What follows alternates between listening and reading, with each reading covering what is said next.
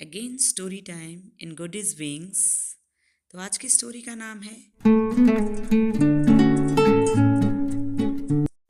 क्या हम किसी की वास्तविक क्षमता का अंदाजा उसकी वर्तमान परिस्थिति को देखकर लगा सकते हैं। ये कहानी है एक स्कूली संगीत शिक्षिका श्रीमती विलियम्स की, जो कुछ अतिरिक्त आय के लिए घर पर पियानो बजाना भी सिखाया करती थी। अपने 30 वर्षों के अनुभव में उन्होंने ये महसूस किया था कि बच्चों में संगीत की क्षमता के कई स्तर होते हैं।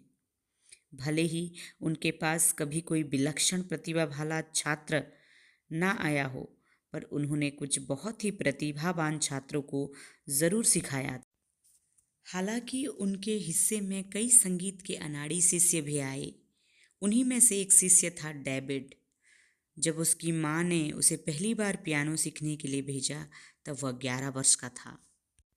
श्रीमती विलियम्स के अनुसार उन्हें छात्रों का कम उम्र से, करीब 5-6 वर्ष की उम्र से सीखना शुरू करना अधिक पसंद था। उन्होंने डेविड को भी यह समझाने की कोशिश की, लेकिन डेविड पियानो सीखने की अपनी जिद पर अड़ा रहा। उसने कहा कि उसे पियानो बजाते हुए सुनना उसकी माँ का सपना है, तो उन्होंने उसे अपने छात्र के रूप में अपना लिया। प्रत्येक साप्ताहिक सत्र के अंत में वह हमेशा कहता, मेरी माँ जल्द ही मुझे पियानो बजाते हुए सुनेगी। लेकिन श्रीमती विलियम्स ज़्यादा आशावान नहीं थी, क्योंकि डेविड में ऐसी कोई जन्मजात क्षमता या कुदरती प्रतिभा नहीं थी। श्रीमती विलियम्स उसकी माँ से भी भली भांति परिचित नहीं थी, क्योंकि उसकी माँ जब उसे लेने व छोड़ने आती तो दूर अपनी पुरानी कार से ही मुस्कुराकर अभिवादन कर चली जाती, कभी अंदर नहीं आती। फिर एक दिन अचानक डेविड ने पियानो सीखने के लिए आना बंद कर दिया। श्रीमती विलियम्स ने उसे बुलाने के बारे में सोचा, लेकिन फिर उन्हें लगा कि शायद उसे अपनी संगीत क्षमता की कमी का एहसास हो गया होगा।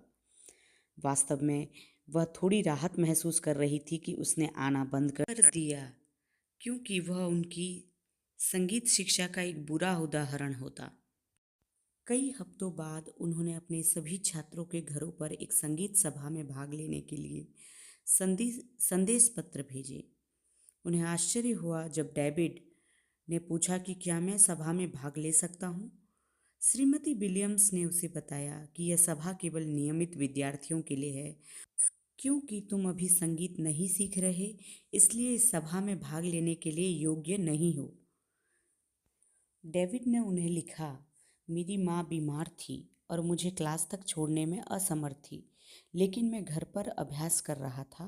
कृपया मुझे संगीत सभा में भाग लेने दें, मिस विलियम्स।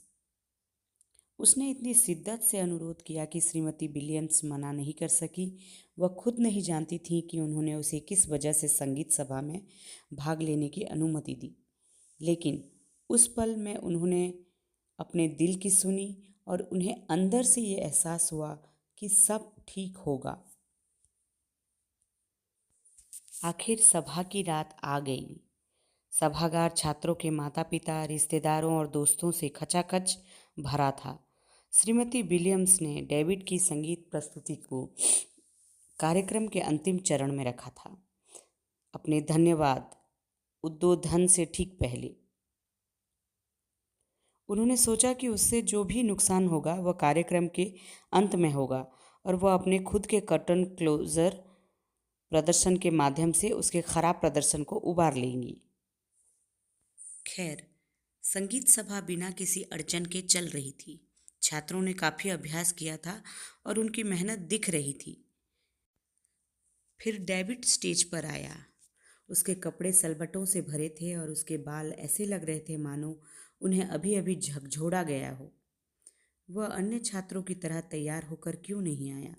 श्रीमती विलियम्स ने उदास होकर सोचा। कम से कम इस खास रात के लिए उसकी माँ उसे बालों में कंघी करने को कह सकती थी, लेकिन अब कुछ नहीं किया जा सकता था।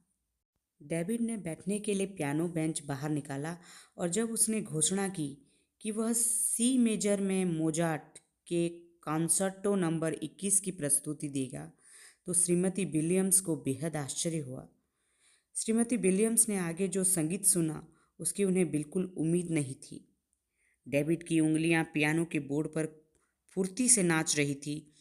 पियानोसीमो से फोर्टीसीमो तक और एलेग्रो से वर्चुओसो तक सुरों के इतने पेचीदा आयाम, उसके संगीत के तारों की ध्वनि अद्भुत थी। श्रीमती विलियम्स ने इतनी कम उम्र में इतना अच्छा मोजार्ट बजाते किसी को नहीं सुना था। वह संगीत 6.5 मिनट के बाद एक ग्रैंड क्रेसेंडो के साथ समाप्त हुआ और हर कोई खड़े होकर अभिवादन करने लगा। पूरा सभागार तालियों की गड़गड़ाहट से गूंज उठा था।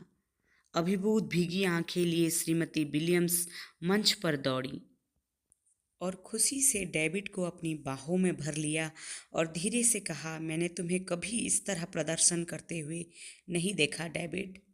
तुमने ये कैसे किया?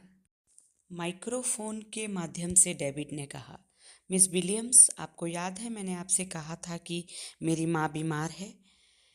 असल में उन्हें कैंसर था और आज सुबह उनका निधन हो गया। और सबसे अहम बात, मेरी माँ जन्म से ही सुन नहीं सकती थी, पर आज रात उन्होंने मुझे पहली बार सुना होगा और मैं इसे खास बनाना चाहता था। डेविड के ये शब्द सुनकर उस शाम सभा में सभी की आंखें भीग गई।